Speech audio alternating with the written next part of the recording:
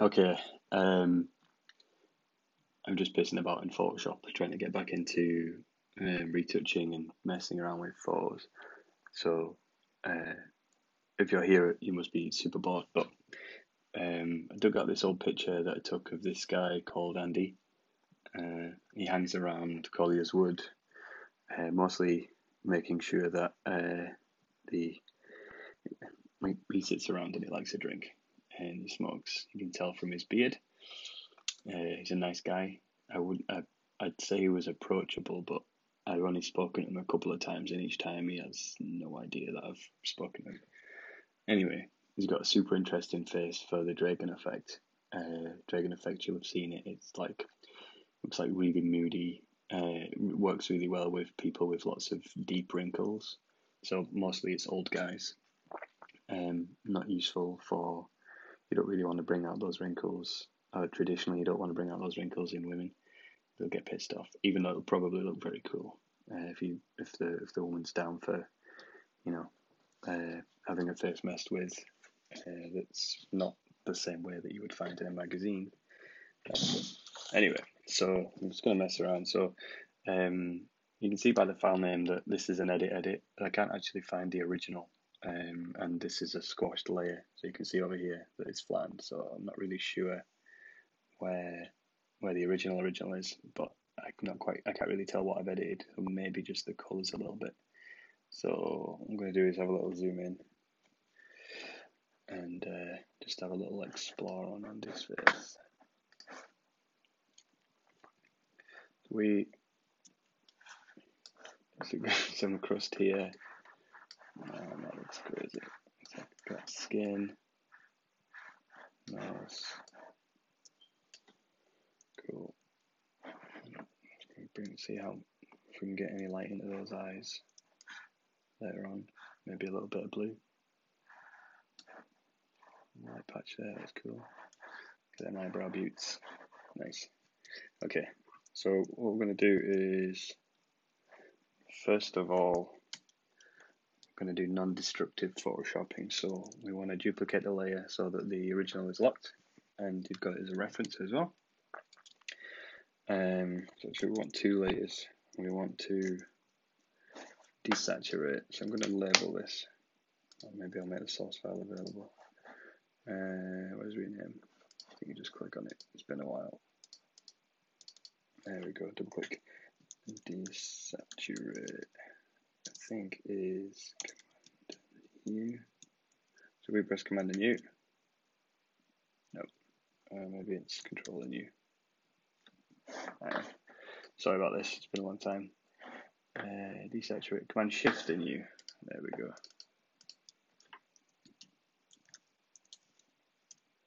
Okay, so Command Shift and U. There we go. Cool. So we've got a black and white layer. And let's duplicate that. And then let's what we're doing. So we're inverting to. We're working on the Dragon effect, so you need to do some highlighting and blending. So we've desaturated, inverted, Command plus I believe. Yeah, Command plus I. And then let's do a blend. What do we want? What have we got here?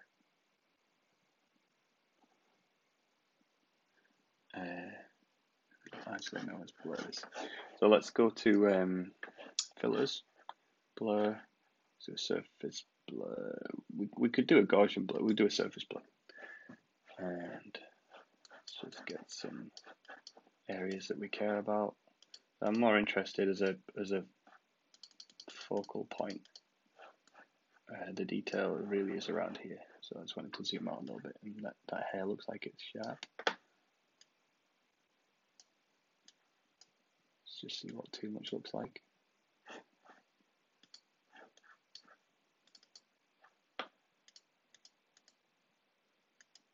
Yeah, like that.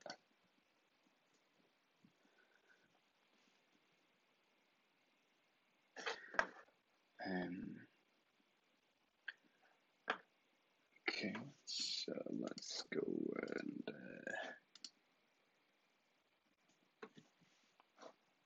merge these two layers. Give this an overlay. Okay, so that looks like super punchy with the reds, which is a bit too much for me. So let's go new layer, Command Shift and U. Let's bring that up here. Let's give that maybe overlay. Ooh, so we've got options here. So darken looks weird. Multiply looks really nice, but a little bit too dark. So multiply was good. Color burn's too much. I mean, and obviously when you select these things, we can always draw back with opacity to get it, you know, somewhere where we want. But let's not do that just now. Let's keep looking. Color burn, linear burn, lighten. So I kind of like screen, but it's too light. Actually, I like that. Okay, so I kind of like that. Let's group these, duplicate the group. So what I like to do is once I've found the bit that I like, I'll duplicate the group, and then I'll give it like version 1 or something. Version 1 of this look that I like. And then if we don't like that, we can always go back to the group and then go, actually, you know, maybe something else is more appropriate. Hard light. Let's do version 2. So if I was going to do hard light, what else would I do here? So I'll sort them eyes out and I'll bring the brightness up a little bit. So, but let's do one at a time. Let's do version 1. And so I really like those eyes. I'm going to bring a bit more light into them and a bit more darkness into the face. We're going to do that with dodge and burn. So if we go to layer, new layer, I mean, you can dodge and burn on the image, but we're going to do non-destructive stuff. So let's just create a overlay, 50% gray, and then so dodge goes light, burn goes dark. That's what you've got to remember. And then we'll find it. Where is it? Is it? Yeah. Okay. So we just go on this area here. You see that it's getting darker. Let's get rid of that. Get rid of that. Okay. So I want dodge.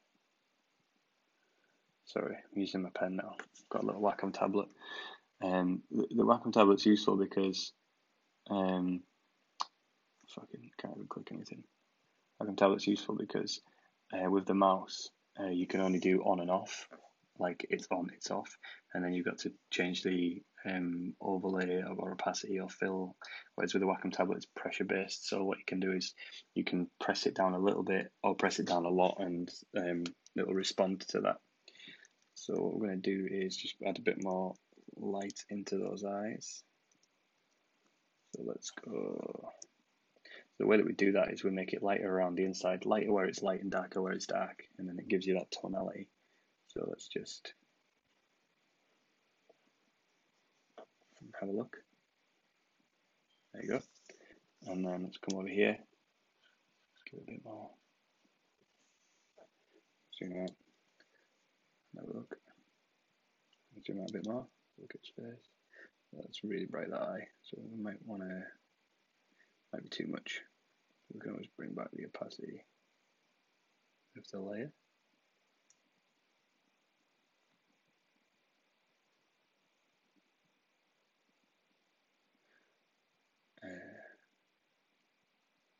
There we go. That's with the fill. So while we're at it, let's call that dodge. And then let's do the same thing. Let's go new layer, opacity, overlay, 50%. Let's call this one drawing. And then we can really start cutting into those dark areas. So let's change our, let me use this little button. There we go. That's better. That's a bit bigger. Really depends on how much time you want to spend on these, but just give them a really. I don't think we need to do a great deal for Andy. It's, you don't want to working with images. You don't want to go too far out of your way to try and send a message that isn't already there. So usually what I do is when I think that it's enough, it's usually too much when I step back. So it's nice to leave yourself with the option to, pull back the fill or the opacity or fuck it, start again. So let's just look at those minor changes and see how it gets a bit moodier. That's cool. And if I wanted,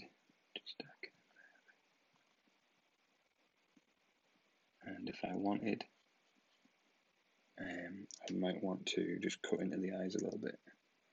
So let's get a bit closer and then let's make this a bit smaller. Just cut that around there. And it usually makes the eyes a bit more intense just by making it a bit darker on the outsides. It doesn't have to be too much. He's an interesting guy.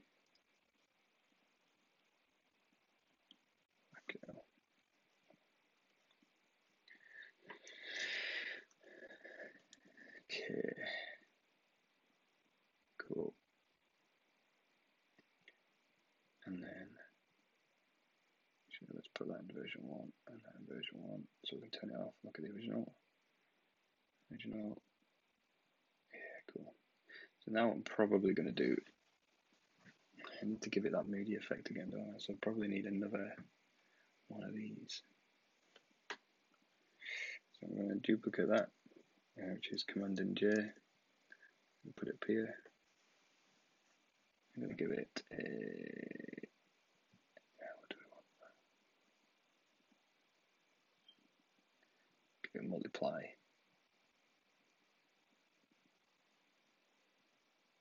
About there.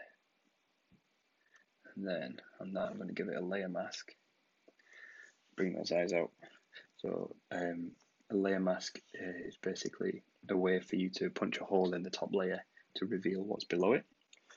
And you do that by using this little square down here. You get this little white area, so you want to make sure that the white area is selected. You can also press Command and I and invert layer mask so that it's the opposite. So if you wanted to paint what's behind on top, then you use white. But if you wanted to paint what's on top behind, then you invert it and use black. I'm not sure if that makes sense, but so the mood's quite changed. Like it's a lot darker. So when we start cutting this layer mask in, we might need to mess with the opacity. So let's just have a look. Yeah, so that's a lot brighter, you can see. So what we're going to do is just going to, oops. Okay, so you do the brush up here. So let's put that at 40%.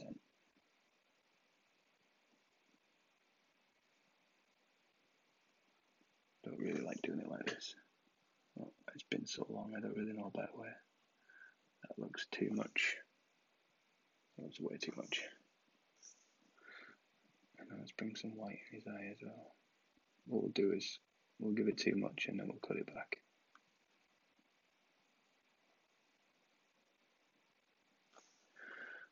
So it's overkill at the moment, actively. And in fact, let's give, where are we at? Let's get some highlights going in here. I like this.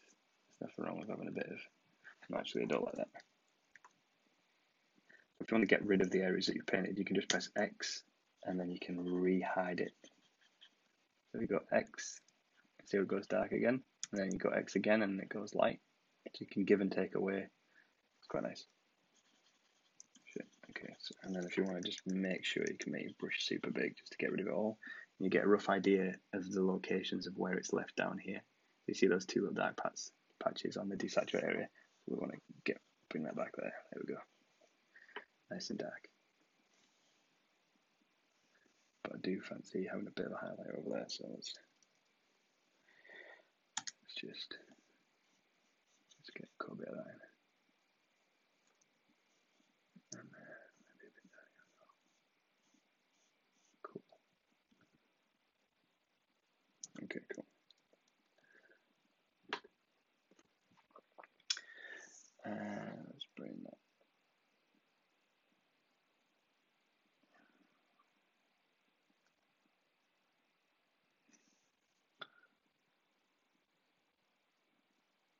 Yeah, that's pretty good. So I think I'm happy with that. I'm going to duplicate it. I'm just going to do one last little finishing touch. Duplicate group, which is very close to delete group.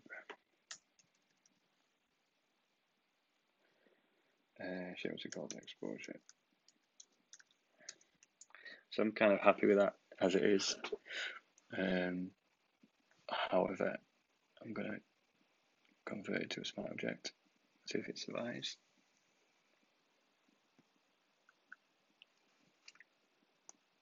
And because I'm not an expert retoucher, sometimes I use fillers to hide my bad work. So if we go to alien skin, so I've used alien skin exposure for a long time.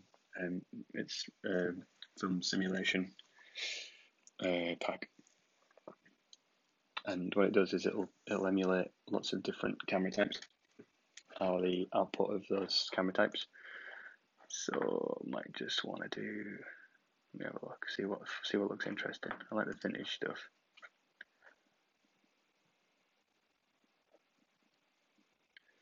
Kodachrome looks interesting. Looks nice, but a bit too orange. That's nice. I like that. Maybe with a border. Where's my little borders at? Split toning. It's interesting. I like that. That's it. So obviously this isn't part of Photoshop. So if you want that filler, then you have to go and get the trial and then pay for it. Yeah, it's nice that. And that's nice too. So let's go back to the original. Yeah, that's cool. And let's go with done. Let's give that a done. Done. And let's chuck you in there.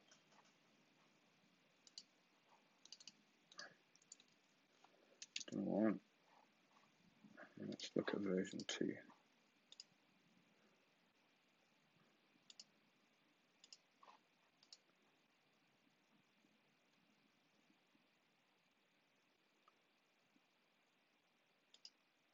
Looks like the dude from Pirates of the Caribbean.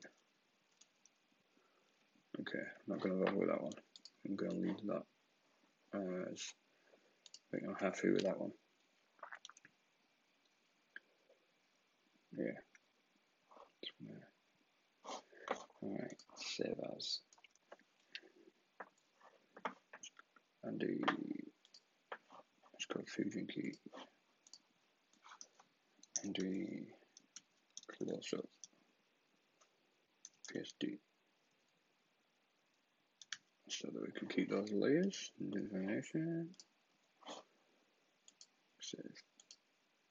And let's go save for web. I haven't written a script yet that will automatically do all this cool shit for me.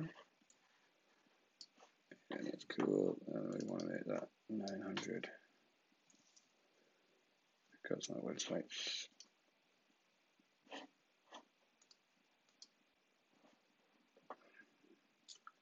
for free. It costs me on bandwidth, so if I make it a bit smaller, nobody's going to get too pissed off with that. Cool. Right, there's a bit of photoshopping.